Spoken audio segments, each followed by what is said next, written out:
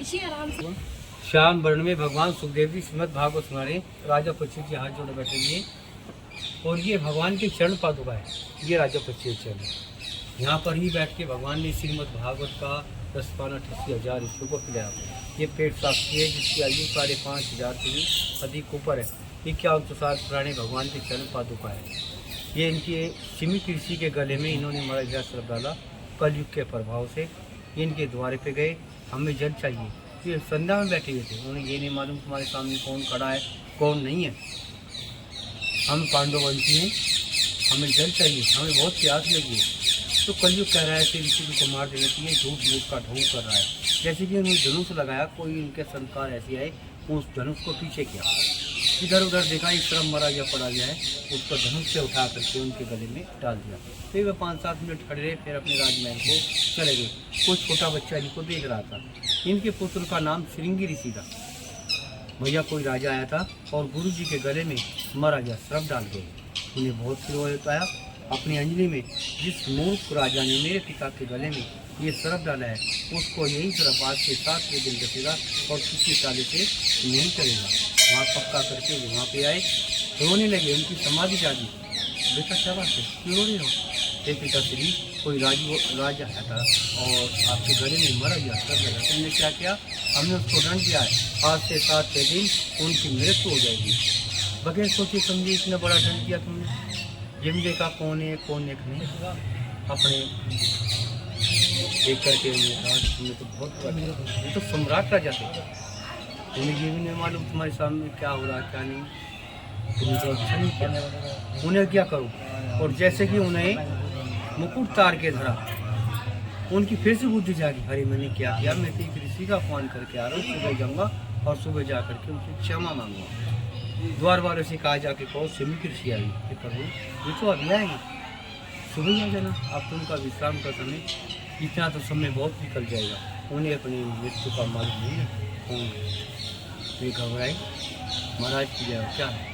महाराज सीमित ऋषि आए। अच्छा आदर से आसन पर बैठाए, चरण धोए, हाथ जोड़ के उनके चरणों में बैठे। हे प्रभु हो तो गया मेरे से अपराधी, जो मुझे दंड देना चाहिए वो मुझे दंड दे सकते हो। राजन दंड तो तुम्हारा हो चुका है, मेरे पुत्र ने तुम्हें श्राप दिया है, आज से 7वें दिन तुम्हारी मृत्यु हो जाएगी।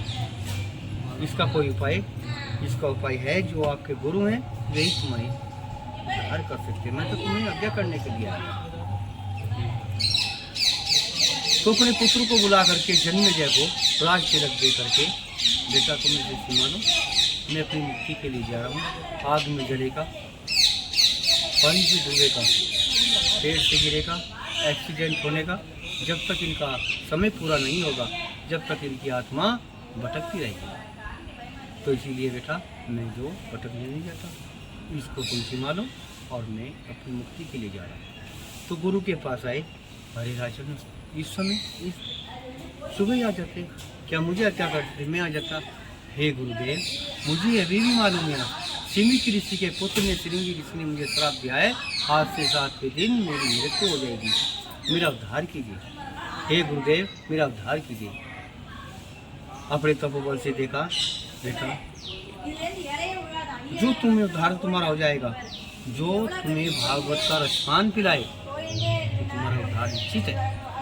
तो अपना बच्चा समझ के मुझे दान दीजिए। इसके तारनहार मैं नहीं हूँ, इसके तारनहार भगवान वेद व्यास जी के पुत्र भगवान सुखदेव जी नहीं समझ, नहीं तुम्हारा उद्धार कर सकते। ये कापर मिलेंगे जहाँ आप खड़े हो, इसका नाम आनंद बने। बड़का पेड़ खड़ा हो जाए, गंगा का किनारा है, परमात्मा पहुँचो, भगवान तुम खुद पे खुद मिल जाएंगे। तो यहाँ पर पहले से ही ऋषियों की मंडली बैठी हुई है, उनका आशीर्वाद लिया।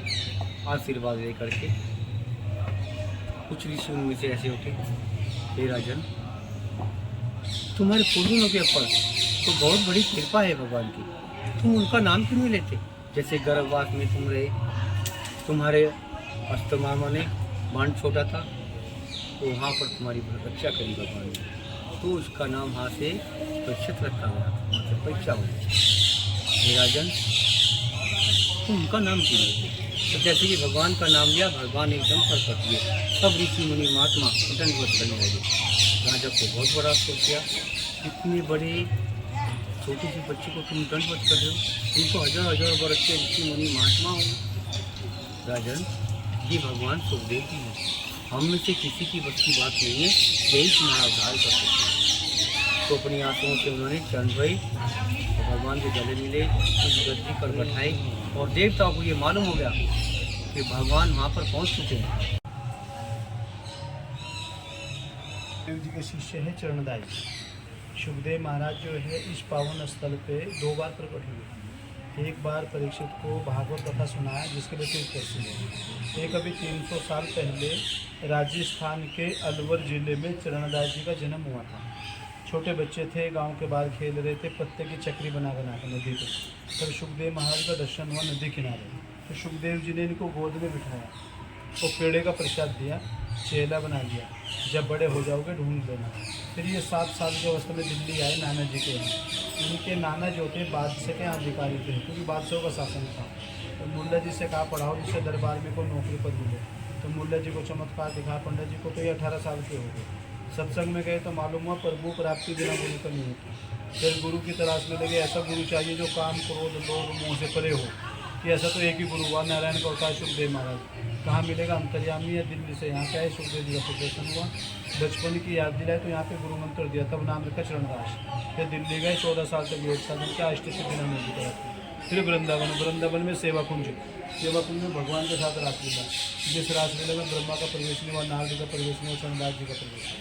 और 52 शिष्य हुए, 52 गद्दी स्थापित की, हरियाणा, राजस्थान, उत्तर प्रदेश, पंजाब, बंगाल। इस वीडियो में पंडित जी ने बताया कि कैसे हुआ था सुखदेव आश्रम का निर्माण। और अगर आपको ये वीडियो अच्छा लगा हो तो वीडियो को लाइक करना, चैनल को सब्सक्राइब करना और कमेंट करके ज़रूर बताना कि आपको ये वीडियो कैसा लगा। Thanks for watching this video. Radhe Radhe ji.